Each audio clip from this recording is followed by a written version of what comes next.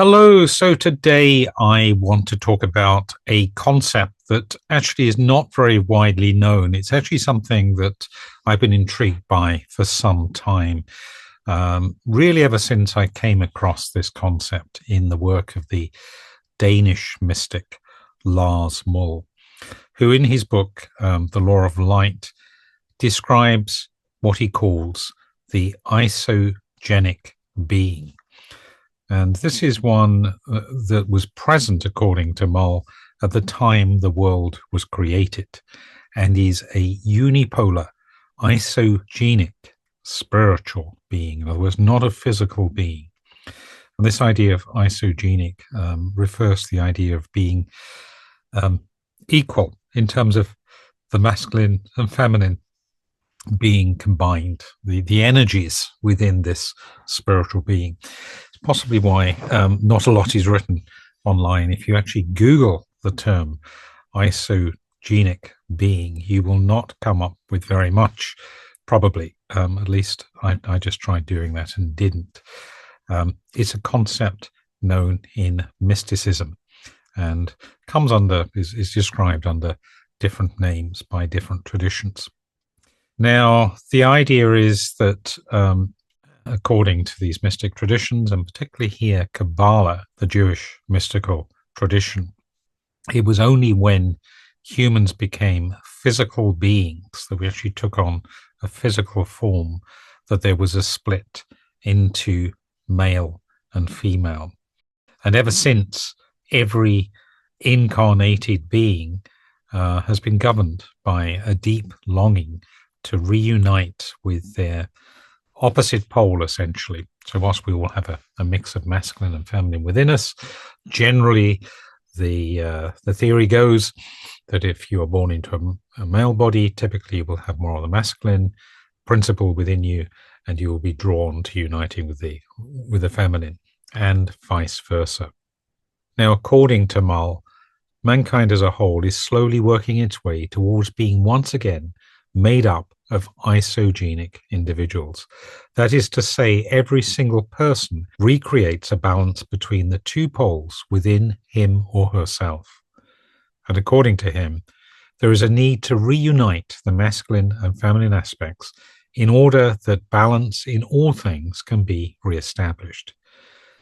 He says that we can do this within our heart by positively considering each of the two principles. And there's a whole range of spiritual practices, mystical practices that help with that integration. I've tried a number of them, and they've been really quite powerful.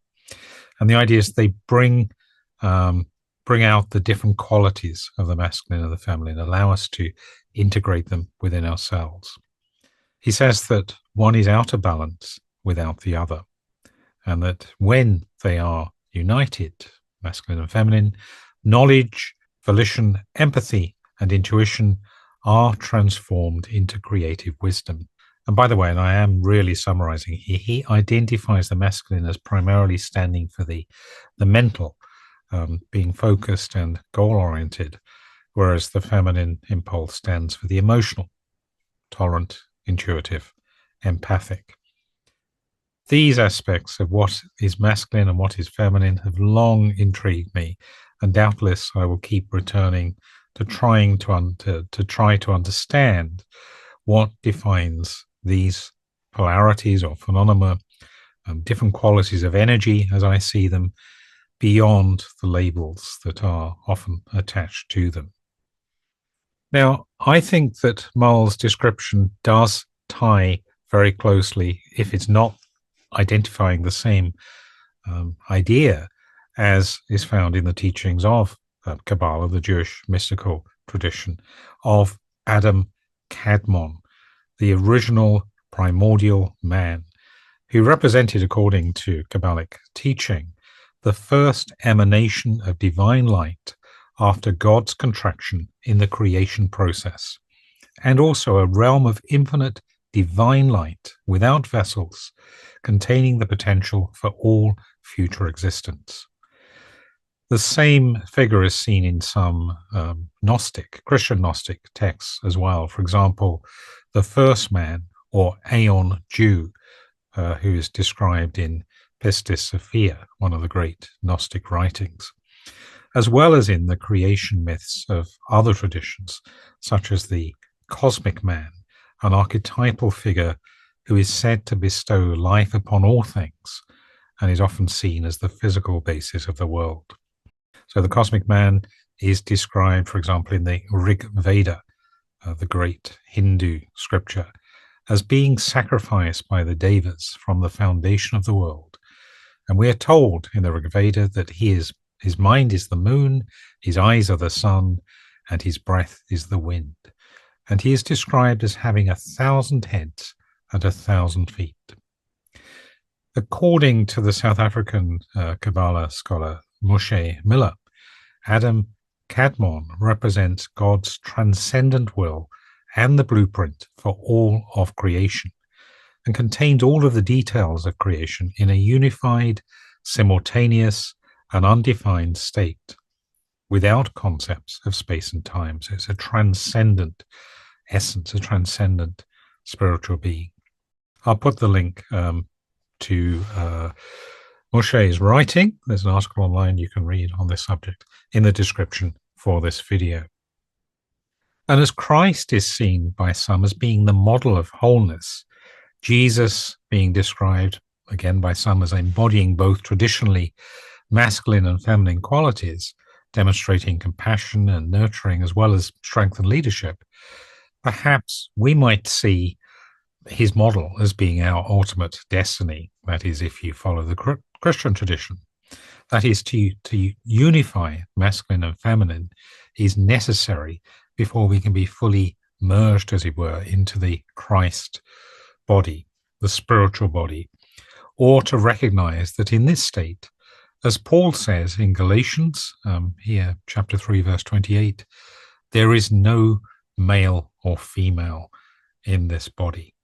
And certainly several other traditions do point to this idea that humanity is returning to a primordial or unified state.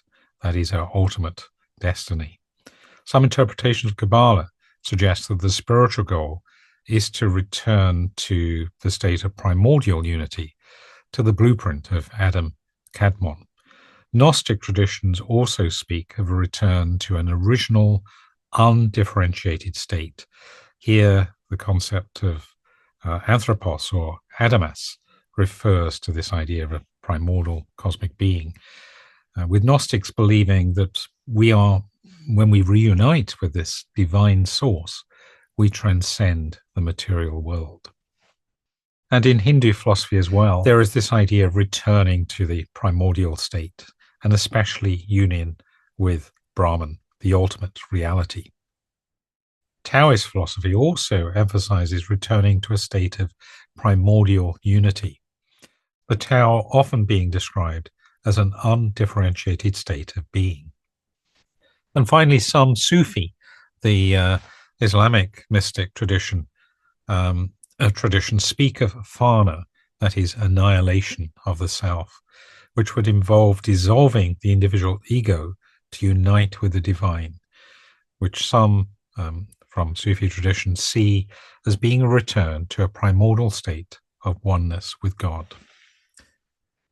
So could it be that those of us who feel a balance of masculine and feminine within us may touch on something of the isogenic archetype, even if we may have some distance to go in terms of integrating both within our lives? Might this apply even to those who do not have faith, who are tapping into this unconscious archetype? I don't know, but it is an intriguing thought. It would be very presumptuous and beyond my current understanding of what are mystical concepts to say that those of us who are gender fluid may even be more fully on our journey towards integrating the Isogene than others. Of course, spiritual maturity and growth is characterized by many other things besides. And I may be at risk of misinterpreting the purpose for their being, seemingly to me a balance of both masculine and feminine within my own life, and a need to express both, as something that is anything other than a challenge that I have to face in my own life on on the course of my own spiritual journey, as it were. I do like the fact, and I will put together another video I've been meaning to do for a long time, and it needs a bit of work to try and do a little bit of justice to the appearance of individuals who transcend gender or cross gender in so many different faith traditions. We will come back to that as well, and this includes some great gurus and priests and spiritual avatars. So there's something there potentially that's intriguing about this idea of integrating and expressing masculine and feminine. But maybe we might be open to the possibility that if we do experience gender fluidity, if we are able to come a little bit closer to integrating the masculine and feminine within us, we might not be so far removed from the original blueprint for humanity that many who might be prone to condemn us for the way that we do express ourselves might believe. Even if we aren't living out the normal practice of separation that is expected by most. In other words, if you're born into a man's body, being drawn to the mirror of your soul in a woman or someone who is presenting the feminine, seeking a partner in order to achieve balance. A bit heavy, this topic, maybe, and one that is impossible, I think, to get a handle on without being properly exposed to these mystical practices. But I thought I would offer it as a post, as it's a concept that intrigues me. It's something I've quite often thought about, and I believe it does deserve to be more widely known.